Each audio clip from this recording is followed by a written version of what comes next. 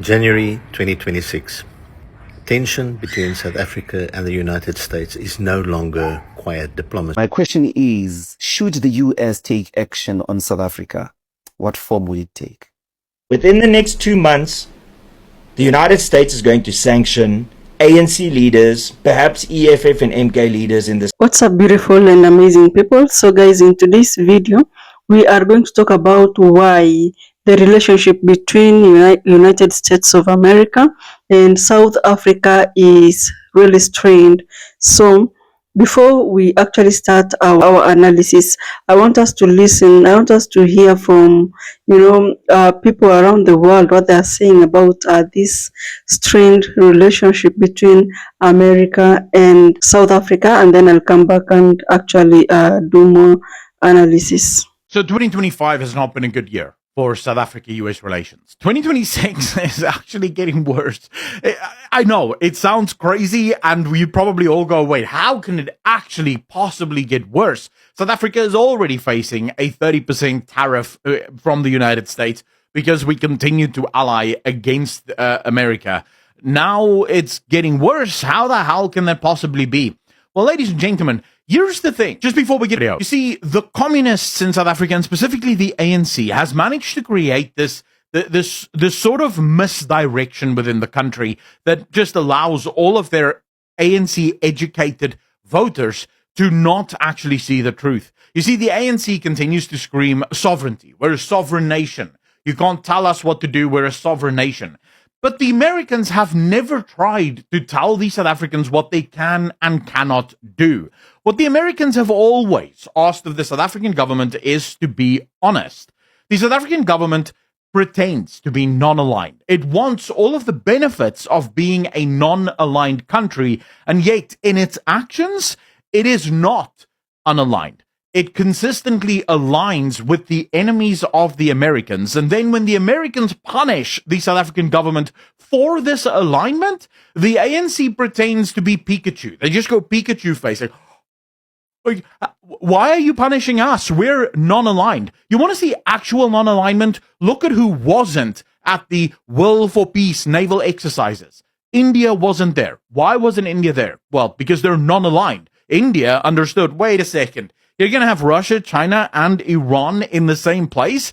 That seems very much not non-aligned. We're just going to stay out of that one. And you will note, America isn't punishing India for being friends with China or being friends with Russia. America just sort of goes, you know what, you guys are friends with everyone. We can sort of respect that. Yes, India has tariffs, but nowhere near as bad as it is in South Africa. And it has nothing to do with their friendship with Russia or with China. But okay, so in this video, I want to expose something much greater than that. I want to give you a bit of a timeline to work by and then show you the most recent developments. So first, I want you all to cast your mind back to last year. Last year, the chief of the South African National Defence Force, General Radzani Mapwanya, was in Iran. And during this visit, this general, the highest general in the land, pledged effectively an alliance with Iran, a military alliance with Iran. This would have made South Africa a direct enemy of the American people because Iran is a direct enemy of the United States.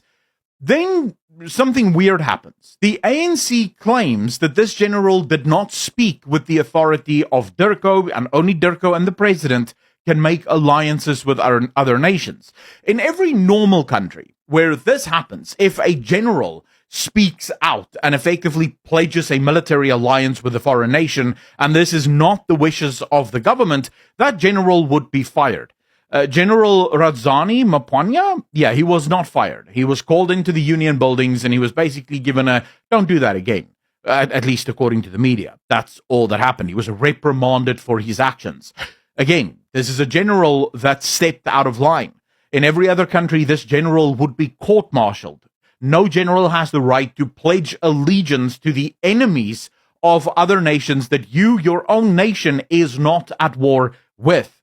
So that is charge number one.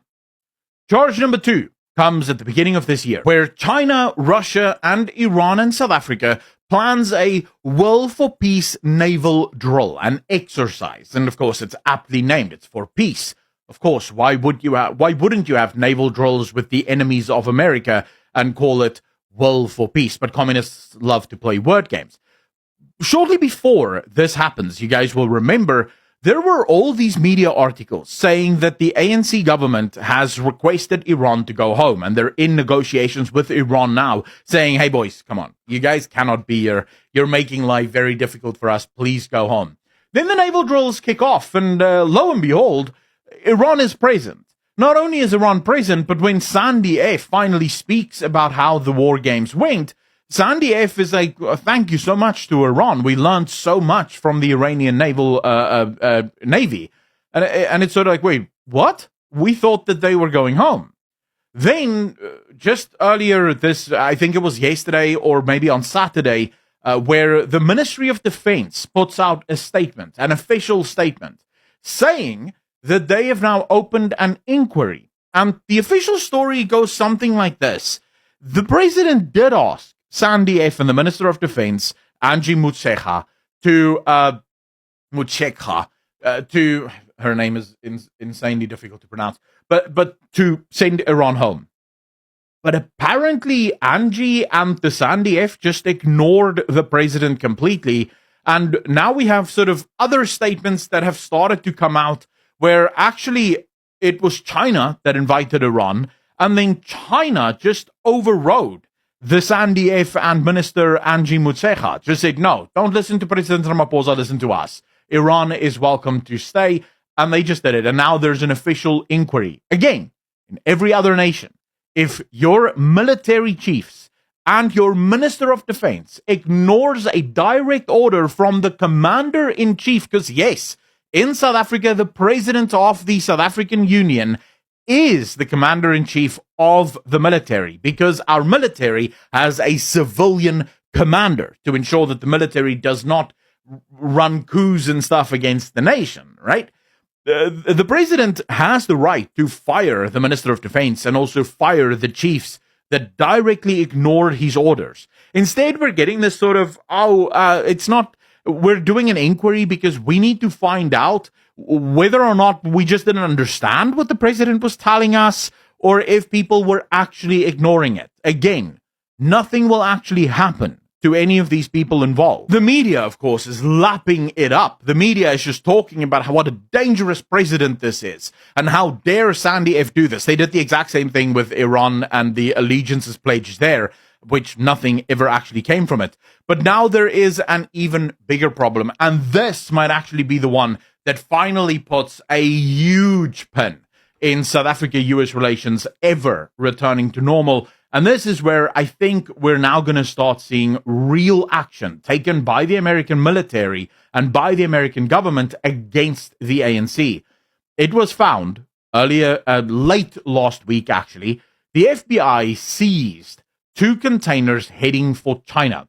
These containers came from the Test Flying Academy of South Africa. The Test Flying Academy of South Africa was founded by the ANC government, and it is masqueraded as a civilian training center. As a result of ANC-US relations, they have been given a lot of tools, a lot of flight simulators and things like that to help train commercial and civilian pilots. So, it all seems above board. Well, as it turns out, according to the FBI, the Test Flying Academy of South Africa reverse engineered high level, and they did this with the help of American NATO pilots. They reverse engineered the actual software that the American military uses to train their own fighter pilots in order to take down submarines and fight submarine warfare from the air, as well as teaching the Chinese how to use this equipment, how to use this technology against American submarines in the South Pacific as well as in the Pacific. So effectively, the Test Flying Academy of South Africa, or the TFASA, sorry, all these acronyms and abbreviations are driving my brain mad at the moment. But effectively, the TFASA was working for an enemy of the American state with software that they directly stole from the American military. Not only that, they then tried to ship this software from South Africa to China. And one must ask now the question, why? Because for the last decade or so, Chinese military pilots had come to South Africa to the TFASA in order to train and then go back and utilize that training in China. Why now are we shipping the technology that we have created, at least the ANC has created and reverse engineered, stolen from the Americans? Why are we shipping it to China? Well, I'll tell you why.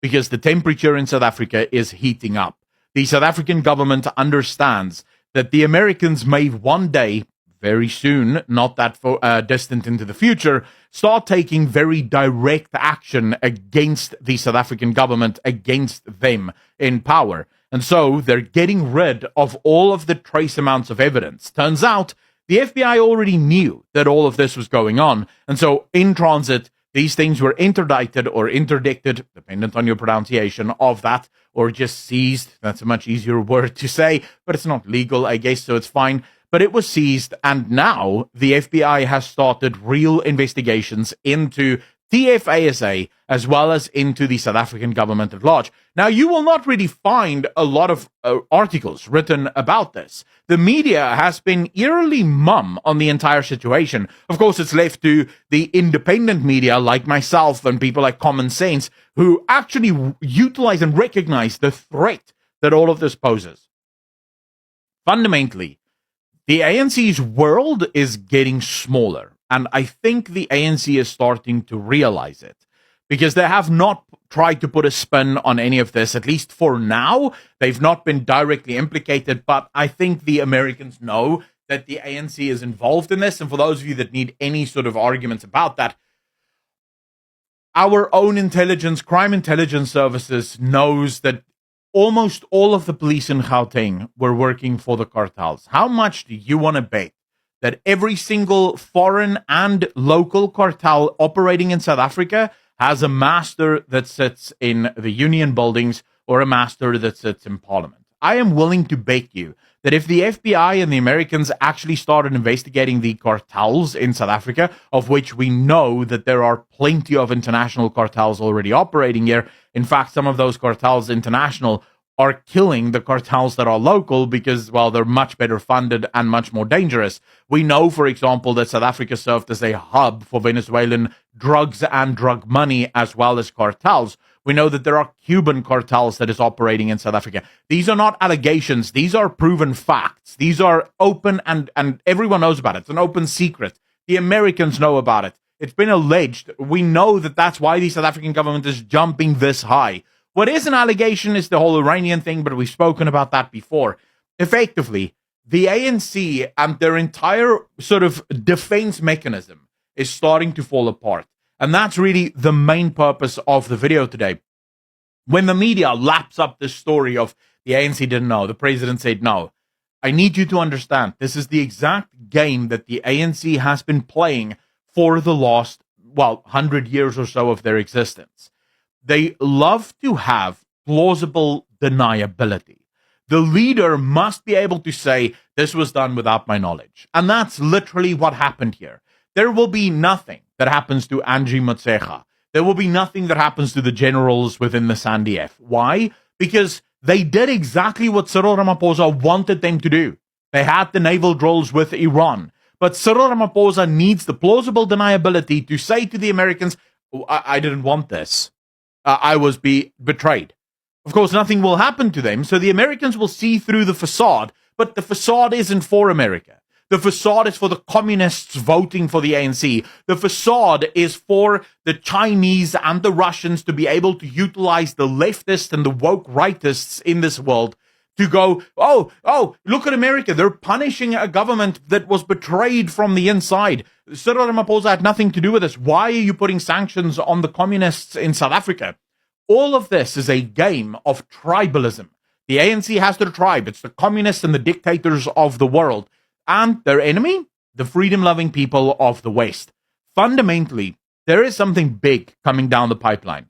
I will not be surprised if we start seeing actual sanctions against the ANC members. And I'm not saying that I'm advocating for this. I'm just telling you what will most likely happen. we will most likely see military action from the Americans on South Africa. I would not be surprised if we start seeing massive blockades from the Americans, if we most likely see some kind of what do you call it? Airspace control from the Americans. Effectively, the ANC has allowed South Africa to be turned into a hotbed of criminality. The Americans know this, and all of this criminality, all of these criminal elements are designed to weaken the Americans, to weaken American democracy and American institutions. The Americans are not going to stand by and do it, and the problem for the South African government is they don't learn their lesson. When America was targeting Venezuela, where was Russia and China? When America was threatening Iran, where was Russia and China? I'll tell you where. They weren't doing anything. They were sending sort of angry letters at the Americans. When the Americans finally target South Africa, Russia and China will once again be nowhere to be found, because fundamentally they know that they cannot challenge the Americans. It's just the ANC that's stupid enough to think that they can stand against the American might and survive it. And of course, they're voters, but their voters were educated by the ANC, so, they designed it so that these voters would not be able to understand what is actually happening. Ladies and gentlemen, this is a pressure cooker, and when it goes off, it's not going to be good news for any of us. And the truth is, at some point, we do have to start asking ourselves, when do we consider Cyril Ramaphosa and the ANC as enemies of the people? At what point do we realize that they are actually the greatest threat to our country, because they continue to play these race games, these racist games that divide South Africans among these racial lines, and they get away with it. Why? Because, they control the education system, and they ensured that this is a message that their own voters will not be able to see through. But of course, ladies and gentlemen, that is just my... South Africa is about to relearn a simple rule of global trade. You're free to make your own choices, but you're not free from the consequences of them. The reality is sitting inside a US trade deal called AGOA, and this week, things got interesting. So here's the simplest way to understand what AGOA actually is. Imagine you own a business and the biggest market in town says, hey, you're welcome to sell your products here. No extra fees, no barriers. As long as we're comfortable doing business with you. Now, you don't have to say yes, but the market's customer base is absolutely massive. That's AGOA in a nutshell, the African Growth and Opportunity Act that gives eligible African countries duty-free access to the US market for thousands of products, from cars and citrus to jewelry. Now, it's not aid and it's not unconditional either. The US keeps its right to review who qualifies for this agreement based on factors like politics and trade behavior. This week, the US House of Representatives approved a 3-year extension of AGOA, but South Africa's position here is specifically exposed. You see, as the bill heads to the Senate, some lawmakers have questioned whether South Africa's actions line up with its stated neutrality, pointing to examples like our recent naval exercises with Russia and Iran, two countries that the US sees as strategic rivals. Now, our government's response here, though, has been consistent. South Africa makes its own decisions and won't shape foreign relationships to please any one country. Now, that's a defensible stance, but like anything, it comes with practical trade-offs. In 2023, South Africa reportedly exported about 66 billion rand worth of goods to the US under AGOA. And so if we lose access to this trade deal as a result of those choices, tens of thousands of local jobs are at risk of disappearing overnight. And so the reality here is that trade-offs like this sit at the intersection of political independence and economic exposure. For more South African news, subscribe. My question is, should the US take action on South Africa? What form will it take? I think South Africa is a little different. Both Venezuela and Iran are, in a sense, politically, diplomatically, more isolated than South Africa is. Before you get to the kind of Venezuela stage with South Africa, there's a lot of weapons or tools that the Americans have. Sanctions, for example, right? So lots of economic screws that can be turned by the US.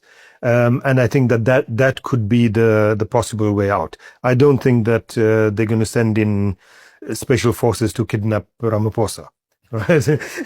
But in terms of the kinds of actions that the US would take, I think we're not close to a military invasion or kidnapping of our president. So your concrete answer is we may have to expect sanctions That's a possibility. on some leaders or full-on sanctions to the country. Both. Both. Yeah. Yes, sanction plus more. Says South Africa has brazenly abandoned its relationship with the United States to align with the aforementioned countries and, quote, terrorist organizations, calling it a betrayal that demands serious consequences. He says that the legislation would ensure that the United States conducted a comprehensive review of a supposed ally, while also holding accountable any corrupt officials, adding that the era of governments undermining American interests without repercussions was now over. The proposed bill would direct the president and senior cabinet officials and heads of federal departments to conduct a comprehensive review of the bilateral relationship between the two countries. If passed and signed into law, the bill would provide no more than 120 days for the U.S. President, in consultation with the Secretary of State and the Secretary of Treasury, to submit to the appropriate congressional committees a classified report that includes a list of senior government officials and ANC leaders that the President determines to have engaged in corruption or human rights abuses that would be sufficient, based on credible evidence, to meet the criteria for the imposition of sanctions pursuant to the Global Magnitsky Human Rights Accountability Act.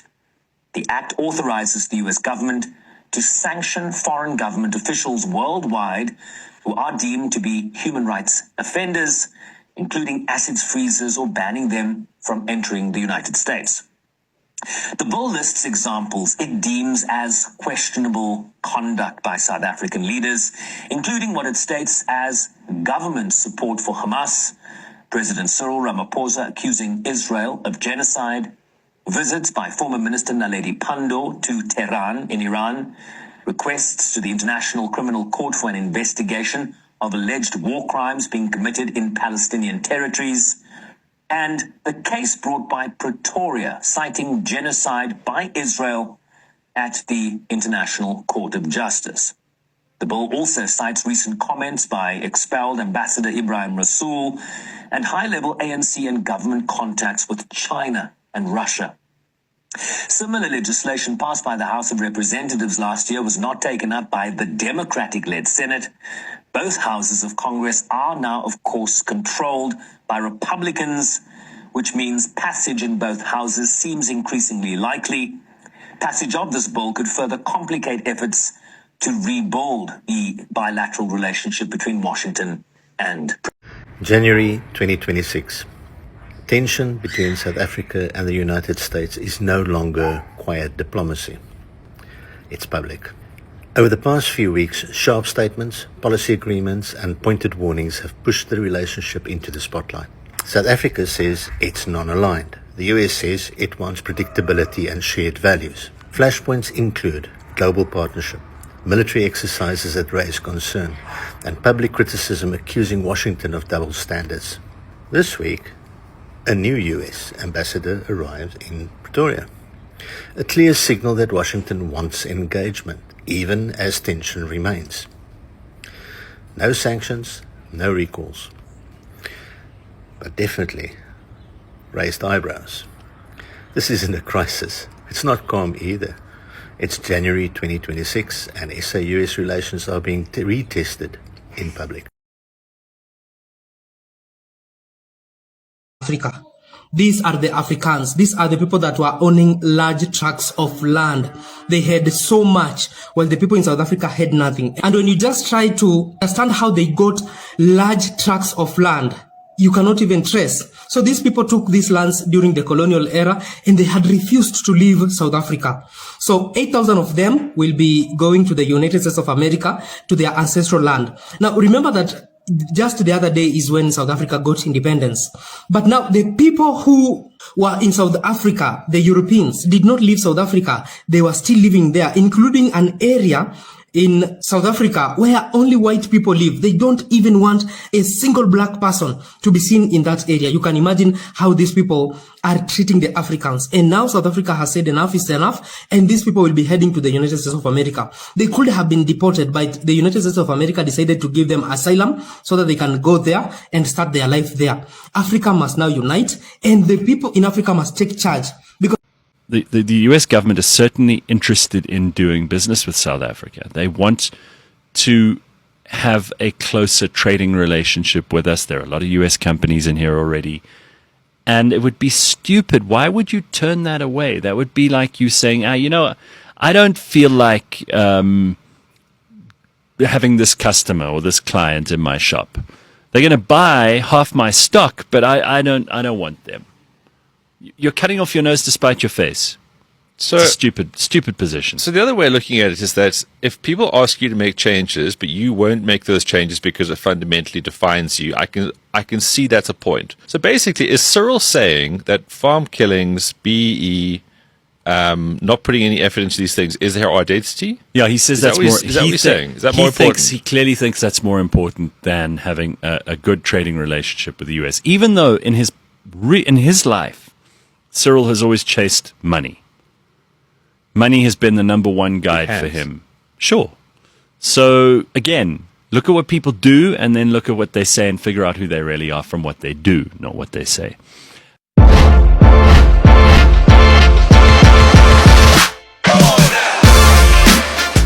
Within the next 2 months, the United States is going to sanction ANC leaders, perhaps EFF and MK leaders in this country, and then you're going to see how things very quickly go south for those political parties. And you know what? I'm going to grab my popcorn, and I can't wait for that to happen, because with all due respect, the things that the ANC has said against the United States is horrendous. And every little secret that the ANC, EFF, and MK has is going to come out, because they are messing with a world superpower, but also with a country that's got the most intelligence agencies in the world. They will uncover everything. And I'm here for it. I can't wait for it.